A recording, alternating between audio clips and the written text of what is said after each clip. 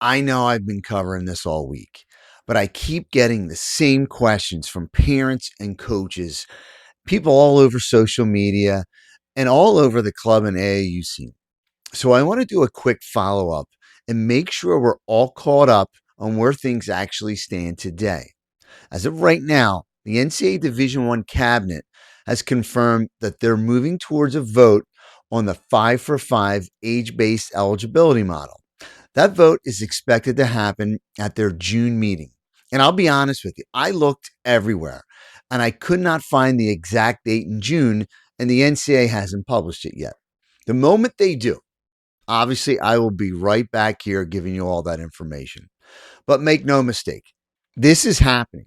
This is no longer just a conversation behind closed doors. The cabinet formally signaled it would consider voting on this at their June meeting, and that's straight from its own NCAA press release. And NCAA President Charlie Baker recently told ESPN he's pretty optimistic this is going to happen, mostly because the primary conversation hasn't been around the idea of age-based eligibility model being controversial. That's not a maybe. That's the president of the NCAA saying this is coming. Now, here's something that I don't think is getting enough attention. The coaches in college at the Division I level, they're not fully on board with how fast this is moving. Craig Robinson, the executive director of the National Association of Basketball Coaches, released a formal public statement about this. Here's what he said word for word. The NABC shares the NCAA's urgency to stabilize college sports eligibility, and coaches have expressed general support for an age-based model during initial discussions with NCAA leadership. However, this rapid shift requires diligent implementation, especially given the active recruiting and transfer cycles. Coach perspective is vital to any legislative reform on matters of eligibility that immediately impact roster management. The NABC views collaboration and communication with coaches as non negotiable. Well, let me put that in plain language. The coaches are saying, we generally support this idea, but you're moving way too fast and you're not talking to us enough. And we need to be at the table before you vote. And here's why this matters for your family. If the people who run college basketball programs are saying they don't fully understand what this means for their rosters yet, and the vote's coming next month, well, that tells you something. There's still unanswered questions, and families need to pay attention. Several coaches have already told reporters they are holding on to roster money in reserve in case the rule impacts graduating seniors in ways they haven't been told about yet. Coaches are hedging, and that's a real thing happening right now. The second thing I want to address is what's happening with current players right now. So here's what's going on. Some athletes whose college eligibility is technically finished, like they played all 4 years, they're done. They're entering the transfer portal anyway. Well, you're probably saying, well, why are they doing that? Because they're hoping to squeeze out one more year before the door closes. A perfect example I read was Vanderbilt forward Tyler Nickel. His eligibility was technically finished. He entered the transfer portal anyway. And when NCAA President Charlie Baker said this rule would not apply retroactively to his class, Nickel responded publicly on social media. Quote, we had to play with and against fifth years our entire time in college, but we don't get one, and everyone after us gets one too, end quote. And honestly, you understand his frustration. But Baker was clear. If you used up your eligibility, you've used it up. The point for your family is this.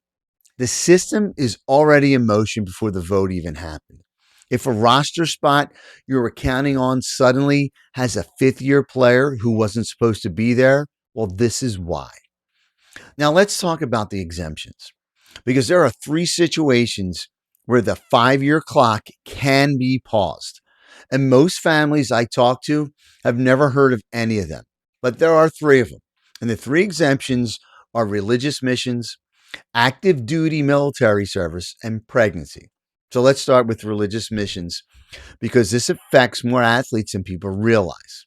Previously, student athletes who took time away to serve a religious mission received an exemption from the NCAA.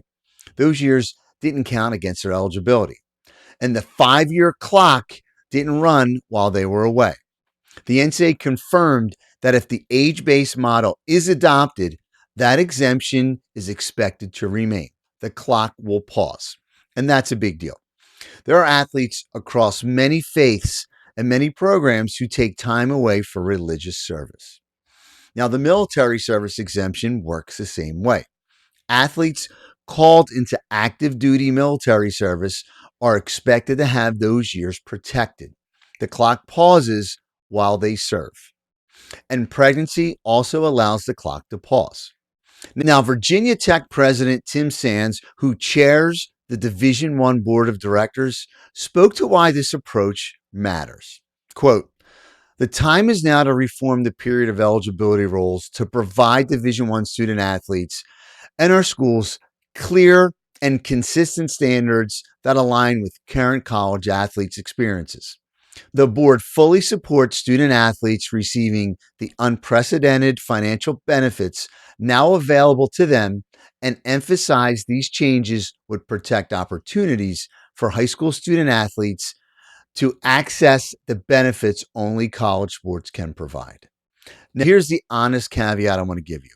These exemptions are confirmed as expected to be included, but the exact conditions, how long the clock pauses, what paperwork's required, what happens if you compete in any capacity while away, those specific details have not been published yet. So if any of these apply to your athlete, don't rely on assumptions. Get it in writing from your compliance officer the moment this passes. And the last thing I want to address, the most important change in this entire proposal for recruiting families is the transfer rule. Under the current system, we've watched athletes transfer 2, 3, sometimes 4 times. Well, that era is ended. Under the 5 for 5, players get one free transfer. After that, they sit out a year before being eligible to play at their new school. What does that mean in plain language? Is this: if your athlete gets to college and it's not the right fit, wrong playing time, wrong coach, wrong environment, they get one chance to move without penalty, just one. If they transfer again after that, they sit out a year and they lose a year of the 5-year window. NCAA President Charlie Baker actually described why he supports this approach, saying, and I'm paraphrasing here, that he doesn't like it when what judge ends up in front of you and what state you're in determines whether someone gets to play another year. And that's exactly the core argument for this entire rule. Simplify it, make it fair, make it the same for everyone. For high school families, here's what I want you to take from this. The decision of where your athlete commits is now more important than ever. Not because transferring is impossible, but because the cost of getting it wrong just went up. You have one free move, that's it. You need to do your homework, visit the campus, talk to current players, understand the coach, understand the system. Because your athlete needs to be somewhere they can grow for 5 years, not somewhere they're looking for an exit after 1 year. I will cover the June vote the moment it happens. So if you're not subscribed to my channel, do that now.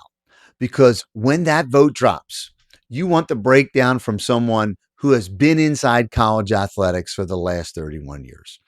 And if you're just getting started in this entire recruiting process, you have to make a plan. And you have to learn how to communicate and communicate with college coaches. Because here's the truth: the families navigating this process successfully are not the most talented, they're the most prepared. And that's why I created a step by step program called the College Coach Communication System. It walks you through exactly how to reach coaches, what to say, and when to say it. And also how to build those relationships that lead to real roster spots. Division 1, 2, or 3, it works for every level.